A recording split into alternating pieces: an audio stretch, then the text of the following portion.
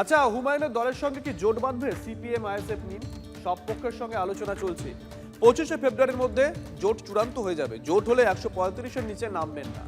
জোট হলে একমাত্র মোহাম্মদ সেলিমের নেতৃত্বই মানবেন, দাবি করেছেন হুমায়ুন। সৈন্য সৈন্য যোগ করলে সৈন্যই হয়, তো সেই সৈন্য একটা সৈন্য কেটে গিয়েছে, আর একটা সৈন্য আমাদের সঙ্গে থাকার জন্য আগ্রহ দেখিয়েছে। 25শে ফেব্রুয়ারি 2026-এর মধ্যেই মিম, আইএসএফ, সিপিএম কার সঙ্গে আমরা জোট বাঁধছি সেটা বাংলার মানুষকে আমরা ক্লিয়ার করব। যদি আমাদের সঙ্গে জোট হয় সেক্ষেত্রে তো আমার সিট শেয়ারিং কমে যাবে, কিন্তু আমি যতই কমো আমি 135-এর নিচে আমি নামব না। যদি জোট না হয় তাহলে আমি একাই 182টা আসনে প্রার্থী দেব। আমার মূল টার্গেট তৃণমূলকে পরাজিত করা এবং বিজেপিকেও মেজরিটিতে না পৌঁছাতে দেওয়া। সেক্ষেত্রে নেতৃত্ব যদি জোটের নেতৃত্ব যদি সেলিম সাহেব দেয় সেটাও আমি মানি, কিন্তু অন্য কাউকে জোটের নেতৃত্ব মানব না। দেখুন, ইলেকশন আগে ঘোষণা হোক, প্রার্থীর লিস্ট বেরোক, তারপরে আলোচনা করবেন। এইসব অনেক হাওয়া ফাঁকা হয় সবাই দেয় ইলেকশনের আগে। দেখতে থাকুন কি হচ্ছে। দেখুন, বাংলায় লেজে খেলানো বলে একটা কথা আছে। ভোটের আগে সিপিএমকে কি লেজে খেলাচ্ছে সবাই? জোট হলে নিজেদের ভাগ থেকে আইএসএফ এর জন্য আসন ছাড়তে চাইছে না ফরওয়ার্ড ব্লকের মতন শরিক দল। এদিকে আইএসএফ এর দাবি গতবারের থেকে বেশি আসন চাই। এই অবস্থায় কি করবেন সেলিম? খড়কুটোর মতন যাকে পাবেন তাকেই কি আঁকড়ে ধরবেন? সেজন্যই কি মিমের সঙ্গে এবার কথা বলছেন তিনি বা তেনার দলের নেতারা? উঠছে প্রশ্ন। ভোটের আগে বঙ্গ রাজনীতিতে তুঙ্গে উঠল জোটের আলোচনা, যার কেন্দ্রে সিপিএম। আর মোহাম্মদ সেলিমকে আপাতত আলোচনার কেন্দ্রীয় চরিত্র বলা যেতেই পারে, কারণ তৃণমূলের সাসপেন্ডেড বিধায়ক হুমায়ুন কবিরের সঙ্গে দেখা করে জোটের জল্পনা তিনি উস্কে দিয়েছিলেন।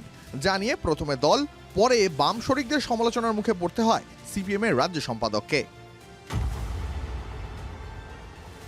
যার জেরে সিপিএম এ আপাতত হুমায়ুন পর্বের সমাপ্তি হয়েছে, কিন্তু জোটের জটিলতা তাতে কাটেনি।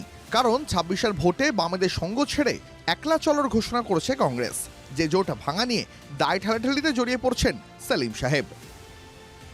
নতুন যে প্রদেশ কংগ্রেস সভাপতি হয়েছিলেন তার চয়েস থেকেই বোঝা গিয়েছিল যে মানে acceptable to Trinamool, amenable to Trinamool, এরকম একটা আবহাওয়া লোকের মিডিয়াতে রিপোর্ট ছিল এবং ওনার উবাচের মধ্যে থেকে বারবার বেরিয়ে এসেছে। আগে যখন আমরা জোট করেছিলাম সেটাও পার্টির সমস্তগত সমষ্টিগত অল সেকশন অফ পিপলের সিদ্ধান্তের উপরে হয়েছিল। আজকেও সেই অল সেকশন অফ পিপলের সিদ্ধান্তের উপরেই হয়েছে। কংগ্রেস সঙ্গ ছেড়েছে, দর কষাকষি শুরু হয়েছে আইএসএফকে নিয়েও। সূত্রের খবর, আইএসএফ আগের থেকে বেশি আসনে লড়তে চাইছে, কিন্তু আইএসএফ এর জন্য বাড়তি আসন ছাড়তে নারাজ ফরওয়ার্ড ব্লক সহ বাম শরিকরা। এই পরিস্থিতিতে সিপিএম এর উপর চাপ বাড়িয়ে হুমায়ুনের দলের সঙ্গেও সমান্তরাল আলোচনা শুরু করেছে আইএসএফ।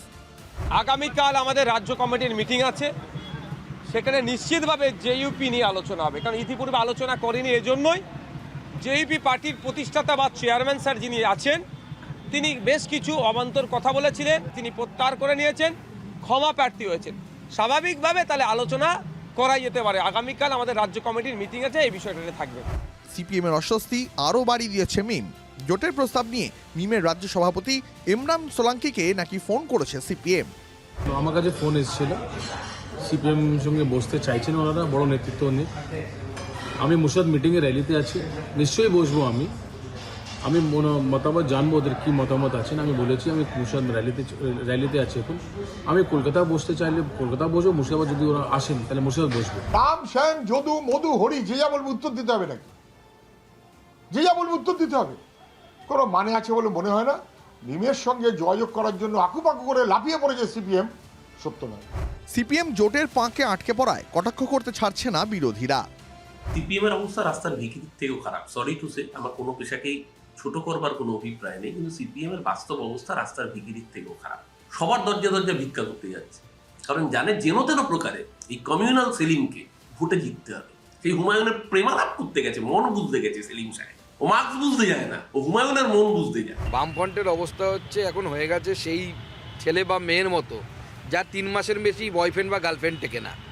কখনো একে চুমু খাচ্ছে, কখনো ওকে চুমু খাচ্ছে। তো করতে দিন, কি আছে, যাকে চুমু খাবে খাক, আমাদের কোনো অসুবিধা নেই। ভোট যুদ্ধের আগে সঙ্গীর খোঁজে নামাটা নতুন নয়। জোট গড়তে চূড়ান্ত দর কষাকষিটাও সেই রাজনীতিরই একটা অঙ্গ। কিন্তু এবার সিপিএমের জোট প্রয়াস যেখানে পৌঁছেছে তা দেখে কেউ বলতেই পারেন জোট অঙ্ক ঘেঁটে ঘ। Bureau report, TV9 Bangla. এদিকে বৈঠক করতে চেয়ে ফোন সেলিম ঘনিষ্ঠ দাবি মিমের রাজ্য সভাপতি ইমরান সোলাঙ্কির। জঞ্জাল নিয়ে এসে কি এভাবে জুড়ে দেওয়া যায়? প্রশ্ন তুলে তো মোহাম্মদ সেলিম। কোথায় কার কি একটা জঞ্জাল দিয়েছে, তারপর আমার সঙ্গে তার দুটো লাগিয়ে একটা স্ক্রিন প্লে লাগিয়ে দেওয়া যায়। আমি তাকে চিনিও না। তিনি বলছেন যে তাকে চিনি বলছি, আমি তাকে চিনি না তো।